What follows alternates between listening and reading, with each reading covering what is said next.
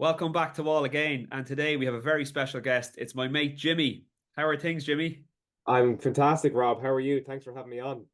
Yeah, no problem at all good here. So myself and Jimmy hooked up a couple of years ago when we were doing a local open mic, and then when that kind of finished, yeah, we just kind of went and did our own things. It's been a while since we caught up, but Jimmy's been a busy man. He's got his own podcast, and he's just going to talk a little bit about that before we jump into the album review. Yeah, the good old days, Rob, of Drogheda open mic. We started off. Where did we start off in Gleason's, I think, and then we moved up to the punt there and That's up right. near the cinema there. But yeah, those were good times. And funnily enough, I haven't actually touched the guitar since. It's a bit of a shame because I've been so busy with the American football. But I know you've a couple of nice ones there in the background. I'm kind of feeling like I should pick the old acoustic back up and play a few tunes, but no. I've been absolutely flat out promoting American football in Ireland for my own podcast, as you say, Gaelic Gridiron. Um, and basically, look, American football and the NFL in Ireland is taking off massively right now. Yeah. It's becoming extremely popular. You know, through I suppose the Irish lads getting opportunities to play in the NFL and getting opportunities in college, to play there as well. So it's definitely an area that's growing massively. So it's an exciting time for me because I've been plugging away for I don't know how long now at this, and I'm finally getting some traction. So now it's been fantastic, and just feel very lucky to have the opportunity to do it and getting some great support as well. So it's great.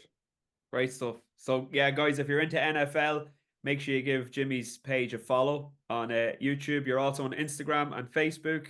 All major social media channels, Rob, Yeah, TikTok, Instagram.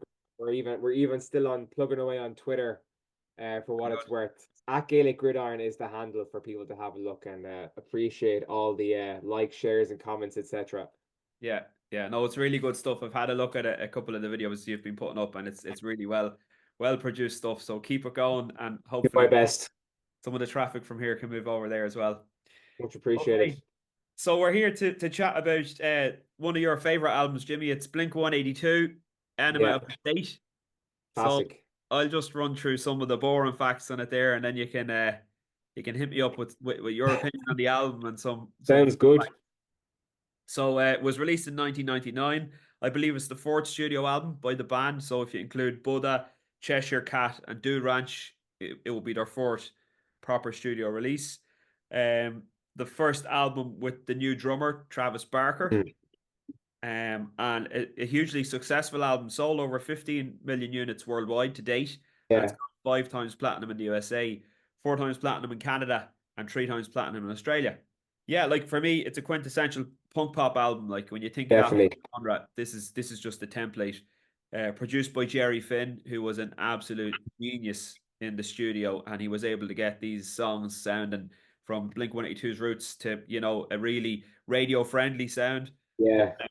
also really makes these tracks come true and sound great.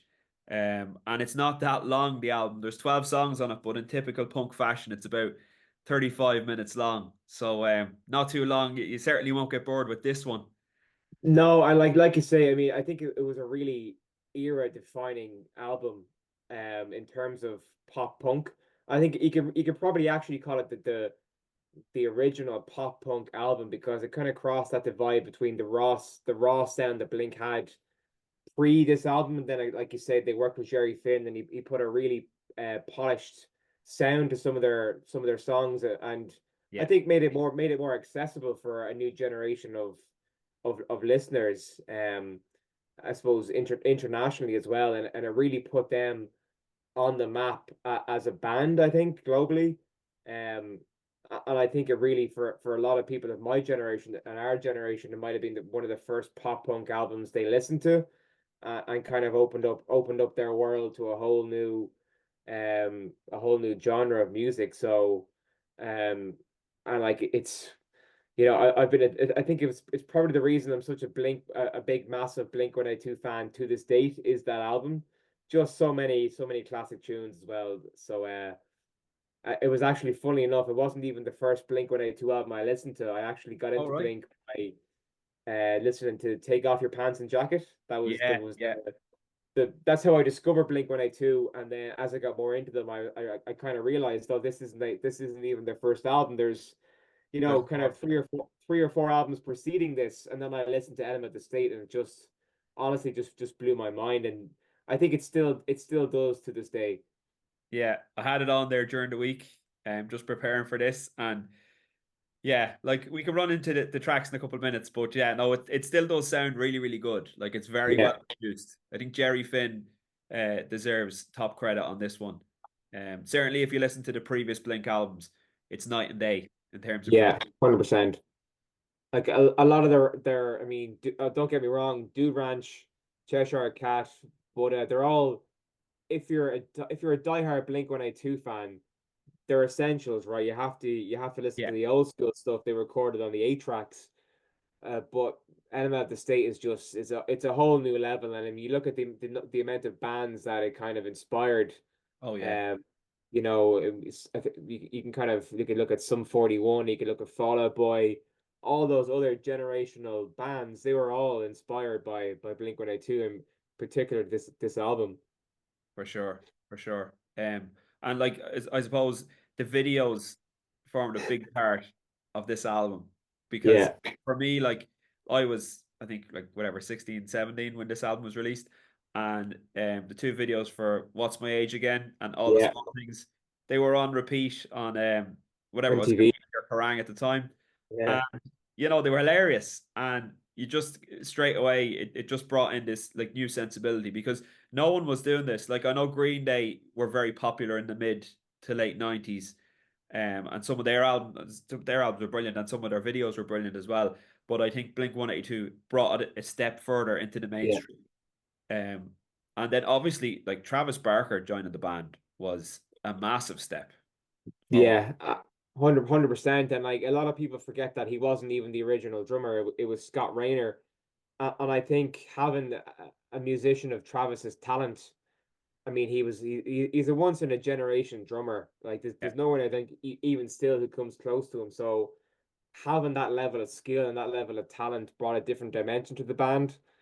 And I think if you listen to the previous albums and you listen to the albums after Travis joined or when Travis became part of the band, the drums just completely elevated the sound to a different level, I think, yeah. and really kind of tied the whole thing together. And he instantly became, I suppose, the foundation of the band. And there's actually a cool story. I mean, Blink were actually on tour when they met Travis. He was supporting them with the Aquabats at the time, and the legend goes that Travis had to fill in for Scott Raynor at a gig, and as soon as he learned the entire set list in about 45 minutes before the show, and the Aquabats were on stage watching, and that they knew then that was Blink's new drummer. So the rest is history. They knew they had lost their drummer. Yeah. I didn't. Their loss was Blink-182's gain, I think. I think yeah, and everyone's gain. I think. So yeah, obviously in the band before, from before was Mark Hoppus on bass and vocals, and Tom DeLonge on guitar and vocals. So some songs Mark would take the lead on, and some songs Tom would take the lead on. And Yeah, I think like I don't know if this album follows that format, but like it starts with a Tom song, then it goes a Mark song, then Tom, then yeah. Mark. It nearly fluctuates the whole way through the album, which is good because it keeps it fresh. I think that's the approach that they took to a lot of the majority of their albums, and I think it's great because they both have a very different kind of vocal style, whereas Yeah. Mark is very kind of mellow and it kind of chilled and kind of, but he's very soulful as well. And then Tom has that kind of quintessential California nasally whine that kind of Yeah. has become like symbolic of Blink-182 songs. And I think his voice on this album was a big a very big influence on the emo scene Yeah, that followed because a lot of that kind of emo, that My Chemical Romance, or bands like that, you can certainly hear that they're taking inspiration from Blink, yeah, and the way Tom phrases and sings and stuff.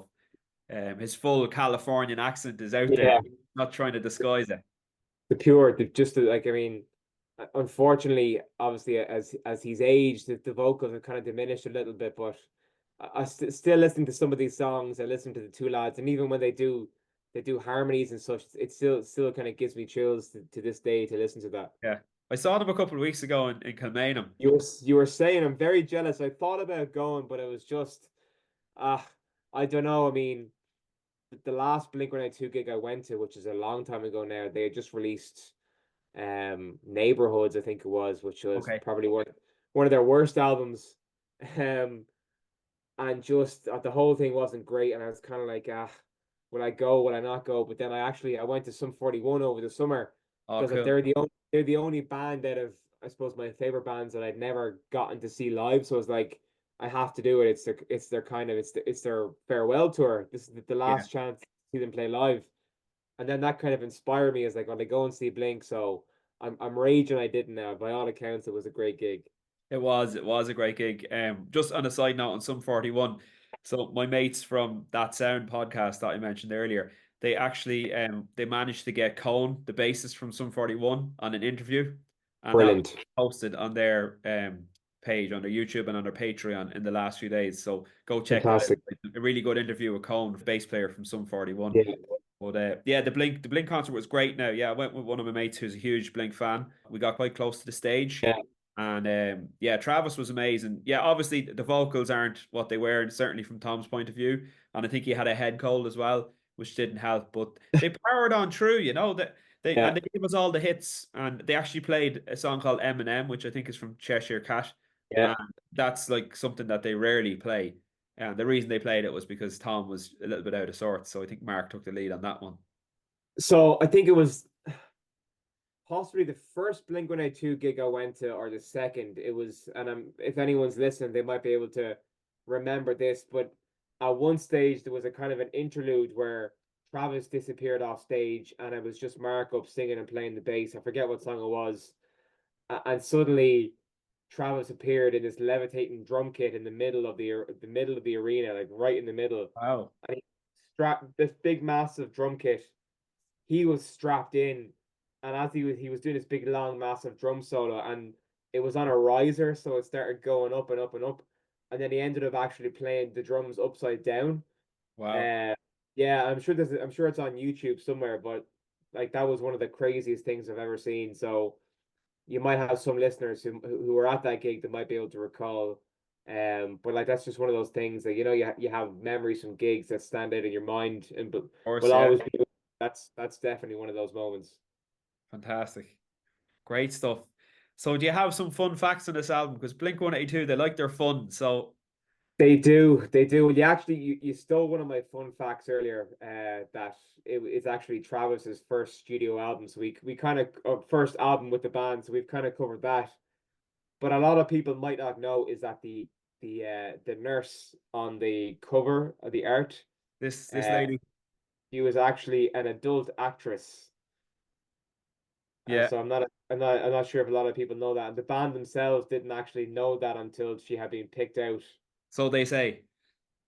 So they claim. So they claim.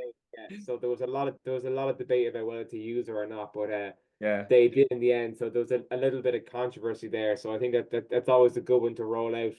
I'm not Yeah. sure how many people are actually aware of that fact, but it Yeah. was kind of it was a little bit in fitting with the whole the band's, I suppose, mischievous nature overall Oh yeah. to pull a stunt like that.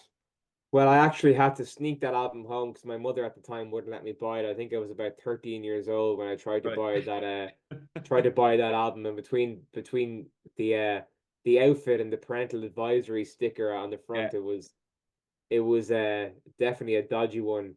It's funny now when you look back and you used to have the old black and white warning stickers on the albums. That's not something I don't think you really get anymore. To be honest, it was nearly a badge of honor. If you saw an album with It was. parental advisory, you were like, I'm buying that. Yeah, As a kid, definitely. it certainly was the vibe they were going for anyway, that's for sure. And then yeah, I don't know if you had heard this, but on the original album cover, the hat she's wearing had the red cross on it. Yeah. But they got in So a bit of bother with that. So they had to remove it.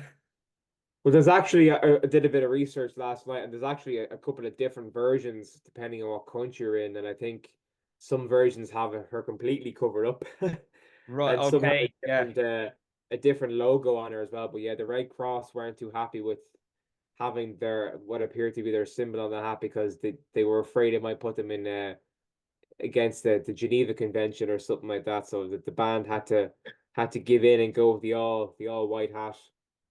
You can't beat a bit of controversy to sell an album. Definitely not. You know, Definitely not. there's no such thing as bad publicity, especially when you're Blink 182. And if you go to a Blink 182 concert, between the songs, the lads are just cracking jokes. Listen to the live version of this album, which is the Tom, Mark, and Travis show, Yeah, which is yeah, meant to be, and like there's another album that I didn't even know about until I was well into, like, I must have been 15 or 16 before, because it was very hard to get your hands on. Um, yeah. I think it wasn't really widely published. So, but No, it's basically a live version of this album. But like just listening back now, you're like, "Gee, how did they get away with it? Like even yeah. even kind of recording that stuff, like it's the kind of stuff you might get cancelled for today, you know? Oh, But sure, they they're at this stage. I'd say they don't really care. yeah, oh, yeah. No, it's part of their, I suppose, part of who they are, and that's just it. Yeah. Yeah. The thing I really like about that album is the cover. The three of them are cartoon characters. Yes. It's a really Yeah. cool cover. I'd say that's probably my second favorite Blink-182 album after this one is the live version. Like just the opening, like that opening riff in Dumpweed, like to this day still gives me chills. And the first time I saw them live, they opened with Dumpweed as well, and it was just fantastic. Brilliant. Yeah, they didn't play it now a few weeks ago. But so what tracks will be standard tracks for you on this album, Jimmy? Has to be first and foremost, all the small things. Like Yeah, to this day, it's still it probably is my all-time favorite song. And whenever it comes on Spotify or on the radio, I'll always turn it up and sing along. It's just like it's an iconic song, and I think it's probably one of the most known songs ever, even though a lot of people mightn't actually know who's singing it. yeah, So definitely all the small things right up there. I think I probably have to go with What's My Age Again. That's yeah, definitely top five songs. There's a couple of, I think, underrated songs in that album as well. yeah. Uh, Aliens Exist, great song. There's a couple of sleepers on there for sure, but like I don't really think there's a bad song on there, to be honest with you, Rob. Yeah. Yeah, I was having a listen through and I was trying to pick a few. So, like you say, the two hits, like all the small things and What's My Age Again, particularly What's My Age Again, I like the Yeah, guitar riff at the start. And yeah, it's tricky enough to play in time. Dumpweed, as you mentioned, that's a great song. Starts off with yeah, a great guitar riff. And I actually really like Adam's song. It's something, yeah, it's a bit more somber, but a really well written song, I think, and it just shows another side of Blink. yeah. Probably a pity they didn't explore that side a bit more, that kind of a softer side. Well, it's actually, yeah. I mean, it's a great song. There's definitely, I don't know, like you probably know the background. It's a bit dark, so I think Yeah, it was a tribute to their friend, obviously. But I know I definitely agree, and I think they might have even explored that darker theme a little bit on "Take Off Your Pants and Jacket" with "Stay Together for the Kids." true. Yeah, that's a great tune. Yeah. Absolutely. So Yeah, and I think it's it kind of speaks to how the band matured a little bit as well, yeah, and got a little bit of the maturity that they were, I suppose, using not just high school memories as song inspiration, but actual real life stuff that affected people. yeah. Oh yeah, for sure. And it's like you need a little bit of that as when you're having so much, Yeah. joking around on their songs. You need to have something as well. But yeah, no, I think it's quite a strong album, to be honest. It wouldn't be a genre that I'd be massively into. Like I Yeah. love 41 and Blink 182. I like the standard albums. I love Green Day. Uh, Yeah. but like after that, The Offspring, some of their stuff is okay, but I wouldn't have gone much deeper than that, in Hmm. the genre. So look, I suppose what rating would you give this album out of 10? That is a tricky question because I don't want to be a complete fanboy, but at the same time, you have to like kind of recognize what, like, for me, it is their best album. I think it's slightly above "Take Off Your Pants and Jacket." You could look at this. The self-titled is good as well, but for me, this is definitely I think they peaked with Enema at the state. To be honest with you, Yeah. um, and I'm gonna have to give it a 8.5 out of 10 Eight and a half. overall. Cool. Yeah, Yeah. Good yeah. stuff.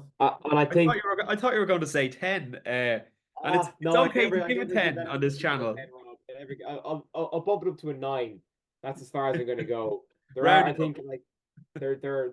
I mean, there's no bad songs, but I think, I mean, you look at the likes of Mutt or some of those, or Wendy Clear, it kind of slows down a little bit. Yeah. Or going off to college, they're all good songs, but I think in the grand scheme of some of the absolute bangers that are on there, they're not amazing songs. So Yeah. that would be the only kind of maybe the songs that if I was listening to it on full length, I'd probably skip through to get to the good songs. Finish Yeah. off with Anthem as well. How did I forget about Anthem? Absolute banger at the end of that album. Yeah. Yeah. Anthem's a great one.